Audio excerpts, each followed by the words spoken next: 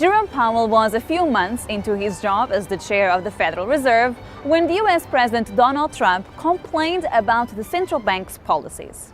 I put a very good man in the Fed. I don't necessarily agree with it because he's raising interest rates. He's not the only one complaining. Italy, India, Turkey, and Argentina are just some of the countries seeing leaders push back against central bank independence, and some are succeeding.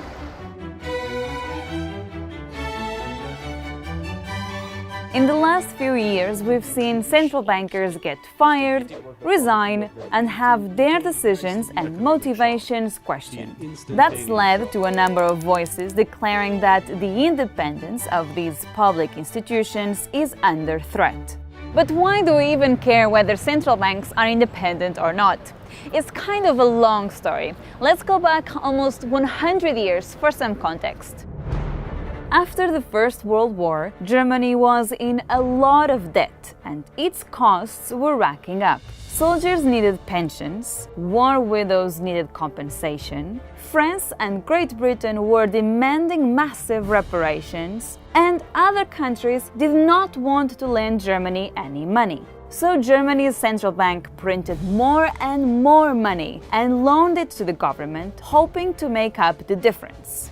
What they ended up with instead was hyperinflation. All that cash caused prices to skyrocket.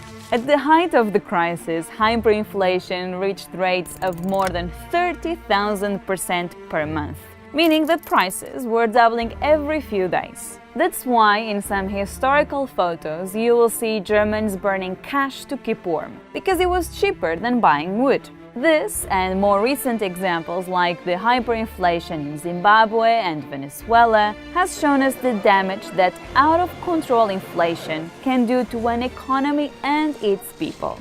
So when the Bundesbank became Germany's central bank in 1957, its focus on a stable currency and keeping out-of-control inflation at bay were no surprise. It was the first central bank to be given full independence, and it quickly gained the reputation of being the world's most independent and conservative central bank. At the same time, the Bank of England and most of its European counterparts were still controlled by their governments. Let's get into why that matters. Throughout the 1960s, most policymakers believed you could permanently lower unemployment by accepting higher inflation. This economic concept is known as the Phillips curve. So conventional wisdom was that the central banks could increase the money supply, inflation would go up a bit, and more people would have jobs. It sounds great, right? Well, politicians love this idea too. After all, a low unemployment rate is helpful when we're trying to get re-elected. Take former US President Richard Nixon. He inherited a recession when he was inaugurated in 1969. Our destiny offers not the cup of despair, but the chalice of opportunity. And when it came to getting re-elected, he was focused on keeping the economy moving. The best way to do that, he thought, was to lower interest rates. A lot of the people are going to say, well, here we go back into high interest rates again. I don't think that's a justified assumption.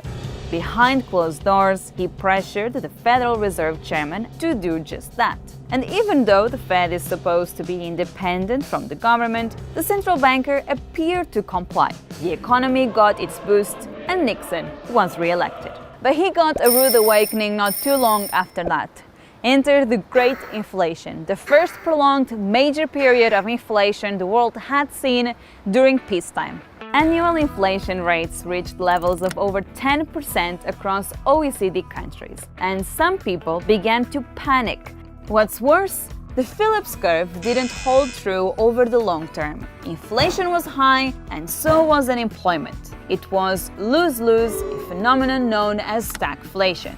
Many people pointed to the 1970s energy crisis as the culprit, which caused the price of petrol to skyrocket. Gasoline stations ran dry. Airlines cut back flight schedules. Factories were forced to close. But the general consensus today is that the monetary policy of the time played a significant role as well. Just take a look at this chart. You can see the inflation rates in the US, UK, Italy and Japan spiking during the Great Inflation.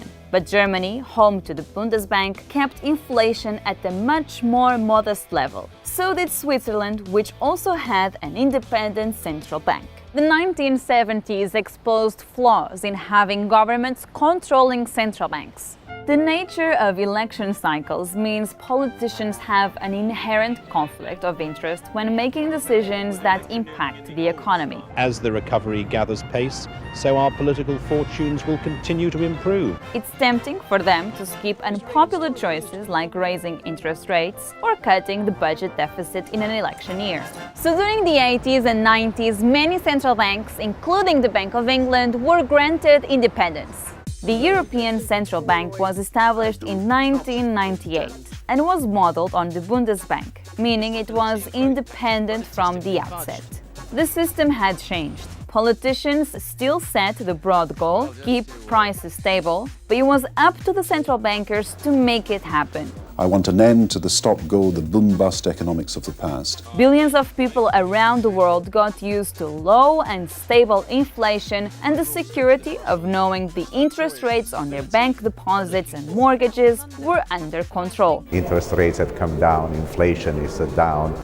But then the financial crisis happened. But will these moves by central banks solve the problem? Pushing central banks into the spotlight, they announced emergency measures and unconventional steps to prop up the economy.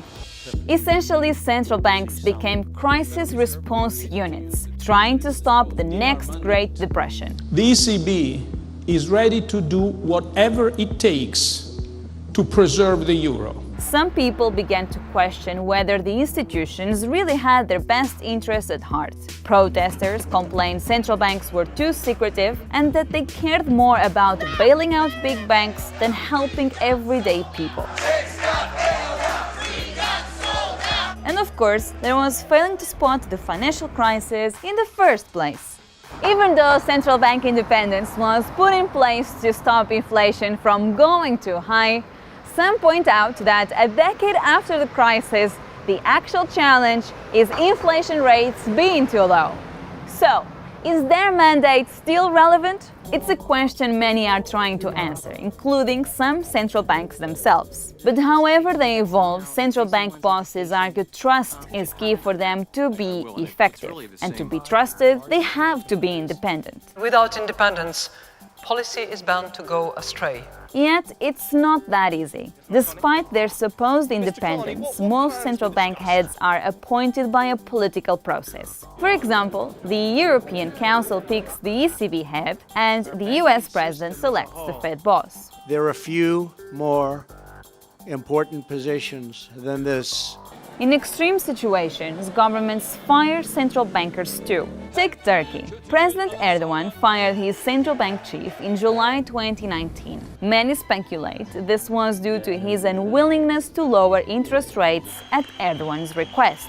Research has consistently shown that economies perform better and prices are more stable when central banks are independent. But with populist leaders in power and interest rates at historical lows, whether central bankers will be able to hold on to the autonomy they've enjoyed over the last generation remains to be seen.